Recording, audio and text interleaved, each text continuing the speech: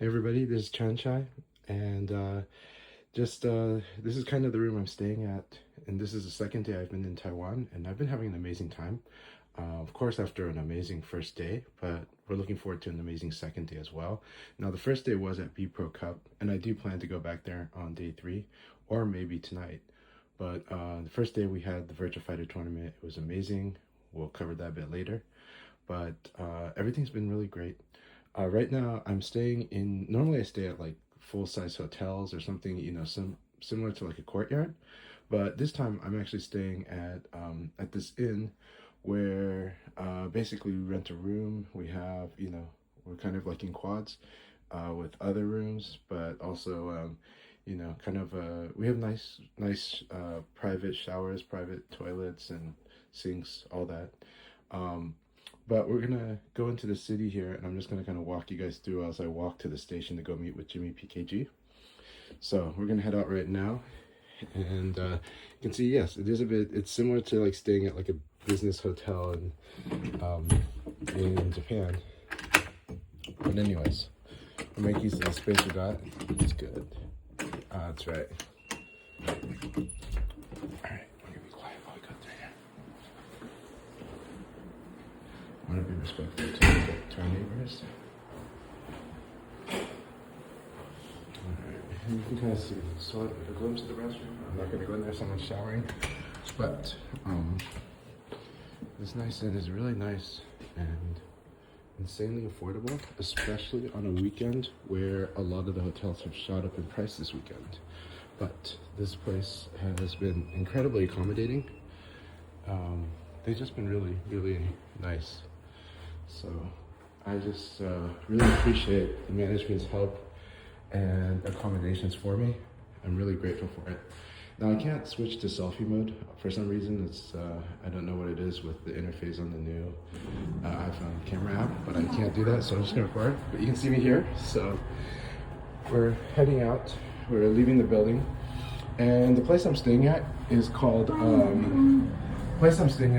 Hours Inn, and I really like it actually. Like, you can't beat the price, and honestly, the price is comparable to hostels where you're renting a dormitory bed, not even a room.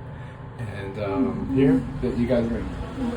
So, anyways, heading out of the building. Oh, floor is slippery. They are mopping.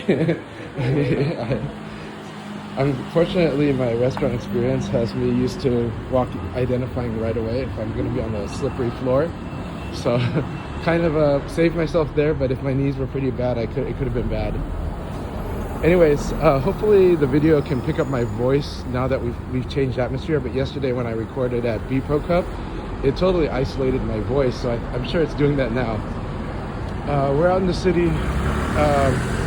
We're in an older district of Taipei, and so it's not the busiest, but it's a very nice area, and this walk to the station is pretty nice. So we're heading over to the Shandong, who's the district, I think, and we're going to the temple here. The temple has the subway station, and I'm gonna meet Jimmy PKG. Both him and I did really awesome. Actually, the three amigos that met in Hong Kong: Jimmy PKG, myself, and Havoc. Jimmy PKG is from Hong Kong. Havoc is from Poland, but he lives in Taiwan now. He lives in Taichung actually, but he's not going to join us until maybe tonight because he wants to play in the King of Fighters tournament today. But anyways, yeah, Jimmy's an incredibly strong player. Havoc is strong, but he's been getting even stronger. And the three of us actually did very well at B Pro Cup. So really happy to say that. I would say that there were surprises in the tournament, but for me, they're very happy surprises. So I hope you guys will enjoy that when we talk about it or when you watch it.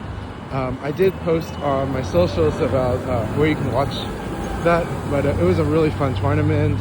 There was fun moments after the tournament too, including speech by GamerB. I did a speech in English, so you guys can hear that too. I might cut it and put it in sometime. But yeah, right now again, you can kind of get a sense of the city of Taipei. It reminds me a lot of Bangkok actually, like in so many ways. Probably because of the years of development, like which years they were developing and laying out their infrastructure. There's of course cultural similarities. though they're not that alike. But but there's enough cultural similarities to where kind of the vision of the city would be similar and take inspiration from one another. So I really like that.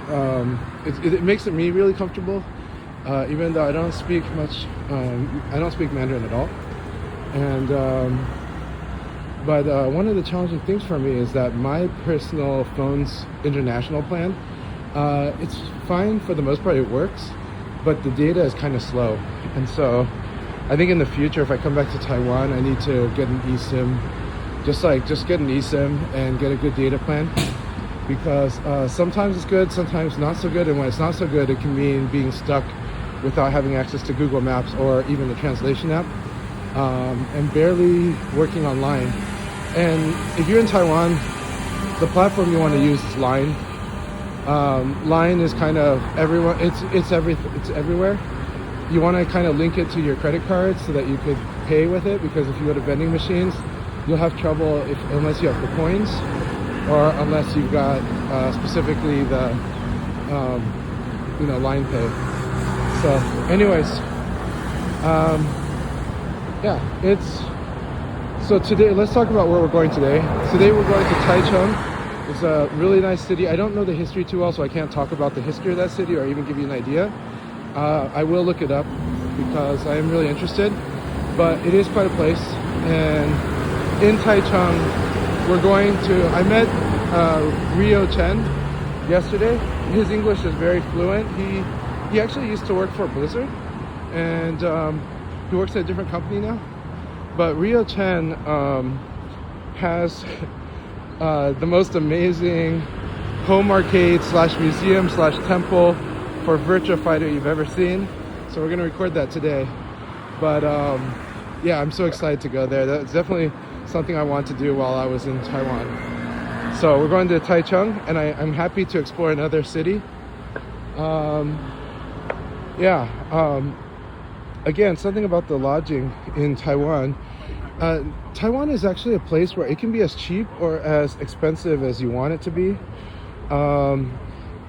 This weekend, the hotels were very expensive, but I don't know if that's because of an event. Havoc told me they're abnormally expensive because normally they're much cheaper than what they are this weekend, and normally they're not so sold out.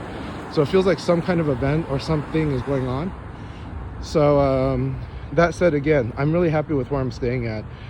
It was actually probably the third place that I ended up really looking at, and I think I chose the right one. For this trip, I think I chose the right one, and especially if you're like finding a gamer on a budget, I think it's a great option because it's way better than a hostel, but the price is very comparable to a hostel. The hostels are really a cool option. I'm going to speak to that in the sense that in Taiwan, a lot of people do like to go backpacking here. So they do get a lot of backpacking tourism. And so hostels is just like the norm. And so a place like this is like a step up at the same price. And it's really cool. So people that are kind of living in and out just need to kind of get a nice room. But this one feels more like a hotel in a sense. But you do got to provide some of your amenities, or you got to be very self-contained. But I was surprised at what they did accommodate actually. So anyways, this that. As we walk up here, basically I know I'm near the station when I see McDonald's. So we're gonna see the Taiwan McDonald's. I'm gonna go quickly, let this car go. But hope you're all liking this view from the city. So anyways, that's this video. We're at the 10-minute mark coming up. I'm gonna cut it off here, but actually I'm gonna video until we get to the station. But a lot of people seen what a normal, especially Asian subway station looks like. This looks like what you'd see in China. It looks like what you'd see in Thailand and Bangkok. So pretty standard. We use the same definition as Thailand, the MRT. And basically it's the easiest way to travel anywhere. If you've got a place that's got a really good subway or rail infrastructure anywhere in the world, that's always huge convenience, very affordable, allows people to move fast, work at many more places than they otherwise might. and be less reliant on automobiles.